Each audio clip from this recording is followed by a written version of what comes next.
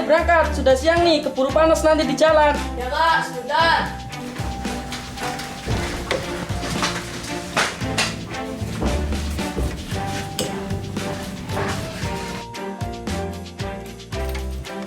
Loh. Mana helm kamu? Oh iya Kak.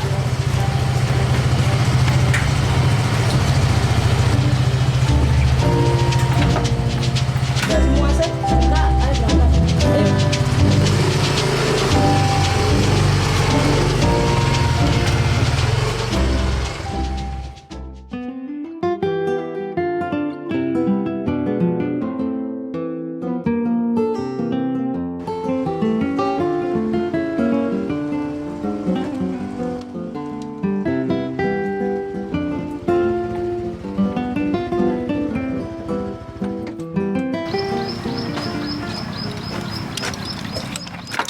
Duh, panas sekali siang hari ini ya Kak.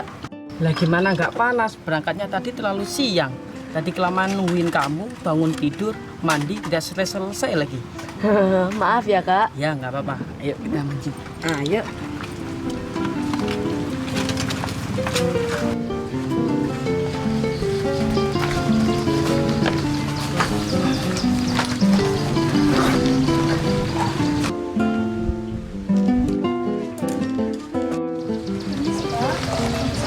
Oh, ya Kak.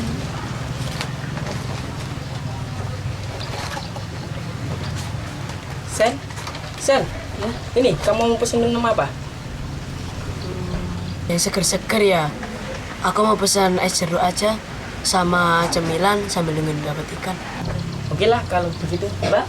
Pesen es jeruk 1, es teh 1, sama cemilan 1 ya Mbak ya. Makasih ya, Makasih ya Mbak.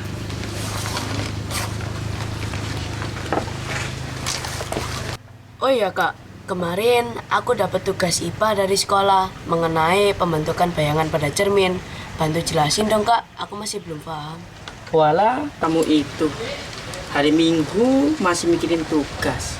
Yaudah, nggak apa-apa. Nanti kakak ajarin mulai dasarnya. Asik, makasih ya Kak. Oke.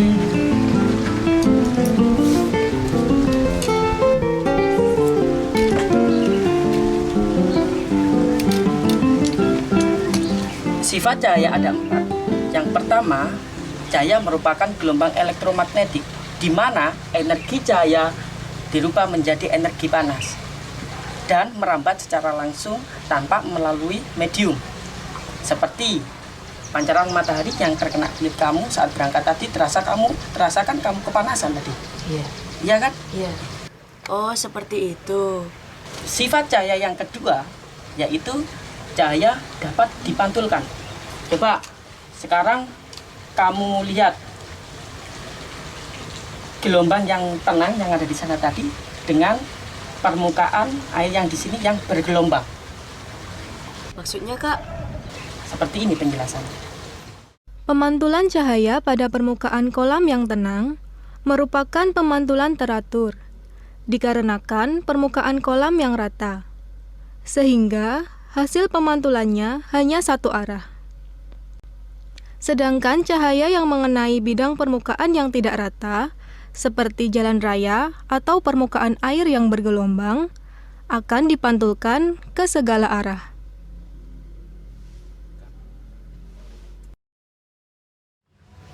Sifat cahaya yang ketiga yaitu cahaya dapat merambat lurus, seperti cahaya matahari yang masuk ke dalam lubang atap itu.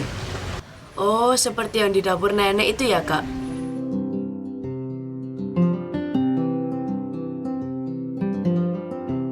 Iya, betul sekali. Permisi ya, Bang. Silakan Pak, minta ada minumannya. Oh ya, makasih Mbak. Es tehnya Pak. Iya. Wih, mantap nih. Ini cemilannya ya. Permisi sebentar, di sini ya.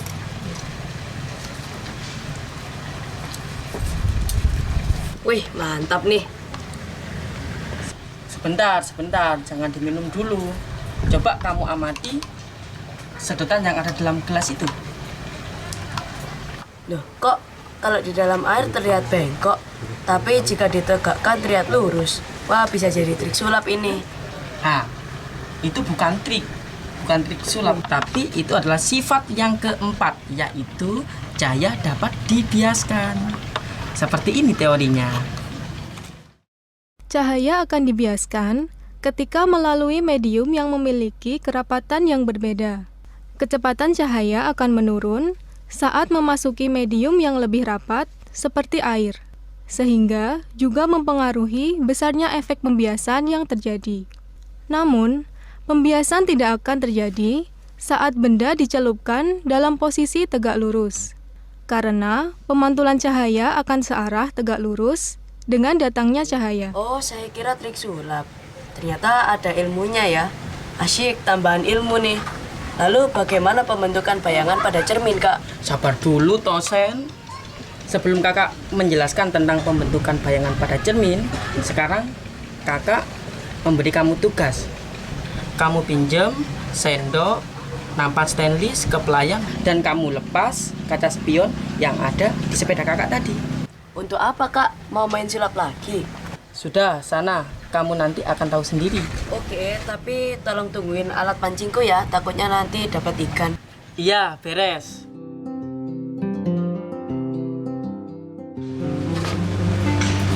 Ini, Kak. Oh iya, Tapi sendok makannya tidak ada, jadi diganti sendok sayur. oh iya, enggak apa-apa.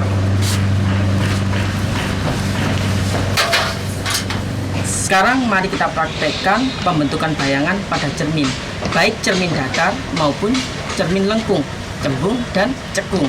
Untuk cermin datar, kita gunakan nampan stainless. Untuk cermin cembung, kita gunakan kaca spion. Dan untuk cermin cekung, kita gunakan sisi dalam pada sendok ini.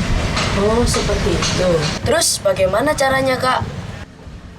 Sekarang lihat bayangan kamu yang ada pada nampan ini, yang mewakili cermin datar. Ukurannya sama, tingginya juga sama sepertiku. Tetapi bayangannya yang menghadap ke arahku. Nah, betul. Itu pembentukan bayangan pada cermin datar. Bayangan yang terbentuk pada cermin datar diperoleh dengan menggunakan diagram sinar. Sinar datang yang mengenai permukaan cermin akan dipantulkan dengan besar sudut pantul sama dengan besar sudut datang. Bayangan pada cermin datar diperoleh dengan memperpanjang sinar-sinar pantul ke arah dalam cermin, sehingga bertemu dalam satu titik yang disebut titik perpotongan. Bayangan pada cermin datar bersifat maya, tegak, sama besar, berbalik arah, dan jarak benda ke cermin sama dengan jarak bayangan ke cermin. Makanya ya aku kok terlihat tambah ganteng saja di nampan ini. Halah kamu itu. Coba bandingkan bayanganmu pada kaca spion ini yang mewakili cermin cembung. Bayanganku yang ada di spion ini sama menghadap ke arahku, tetapi lebih diperkecil. Dan semua yang ada di belakangku jauh lebih terlihat sekarang. Nah, bayangan yang dibentuk oleh cermin cembung itu selalu diperkecil. Beda dengan cermin datar. Bayangannya selalu sama dengan bendanya. Nah, begini proses pembentukan bayangan yang dibentuk oleh cermin cembung. Pembentukan bayangan pada cermin cembung dapat diperoleh melalui diagram sinar istimewa cermin cembung yang meliputi: pertama, sinar datang sejajar sumbu utama dipantulkan seolah-olah dari titik fokus atau F. Kedua, sinar datang menuju titik fokus atau F dipantulkan sejajar sumbu utama. Ketiga, sinar datang menuju titik pusat kelengkungan cermin atau M dipantulkan seolah-olah berasal dari titik pusat kelengkungan tersebut.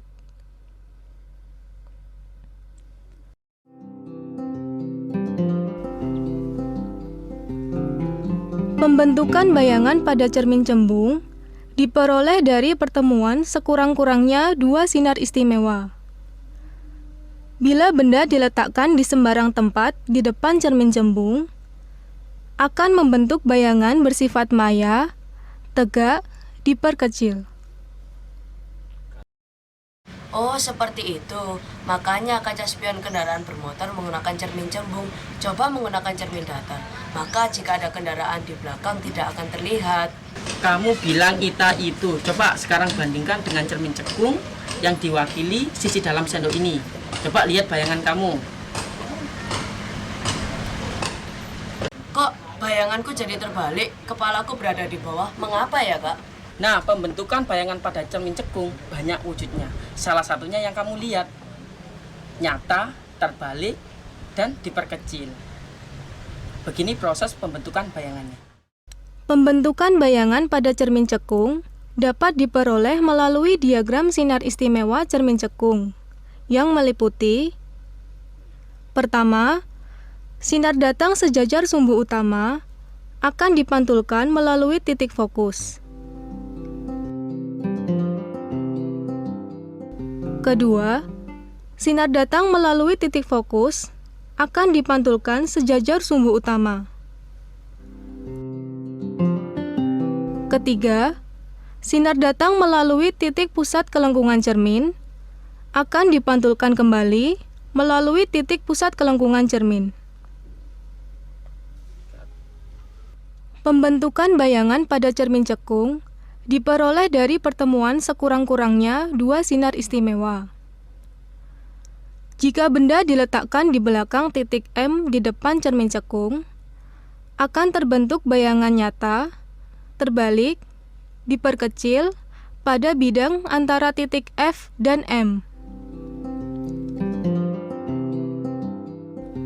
Jika benda diletakkan tepat pada titik M di depan cermin cekung, akan terbentuk bayangan nyata, terbalik, sama besar pada titik aktif M. Jika benda diletakkan di antara titik F dan M di depan cermin cekung, akan terbentuk bayangan nyata, terbalik, diperbesar pada bidang di belakang titik M. Jika benda diletakkan tepat pada titik F di depan cermin cekung, akan terbentuk bayangan yang letaknya tak hingga.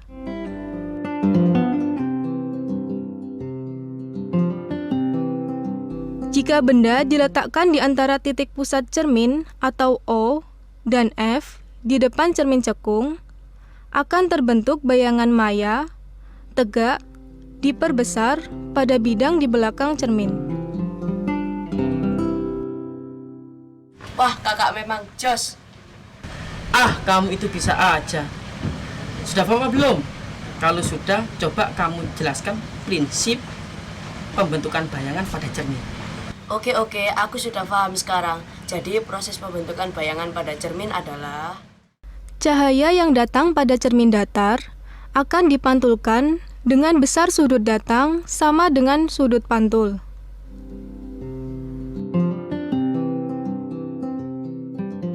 Cahaya yang datang pada cermin cembung akan dipantulkan dan bersifat divergen atau tersebar. Cahaya yang datang pada cermin cekung akan dipantulkan dan bersifat konvergen atau terkumpul. Nah, itu bisa menyimpulkan sendiri. Sekarang, benda apa saja dalam kehidupan sehari-hari yang menggunakan prinsip kerja pembentukan bayangan pada cermin, baik cermin datar, cermin cembung, dan cermin cekung. Iya, seperti yang kakak jelaskan. Cermin datar bisa menggunakan nampan atau kaca rias. Lalu, cermin cembung bisa menggunakan spion, dan cermin cekung bisa menggunakan bagian dalam pada sendok makan atau sendok sayur. Jempol untuk kamu. Tugas sekolah sudah selesai, mancing dapat banyak. Ayo sekarang pulang. Ya, kakak curang. Mentang-mentang udah dapat ikan banyak, ngajakin pulang. Padahal aku masih belum dapat ikan sama sekali. Ikannya males mendekat kamu, soalnya kamu banyak tanya sih. Ah, kakak nih bisa saja. Ya udah, ayo pulang. Lagian aku juga sudah capek. Ayo pulang.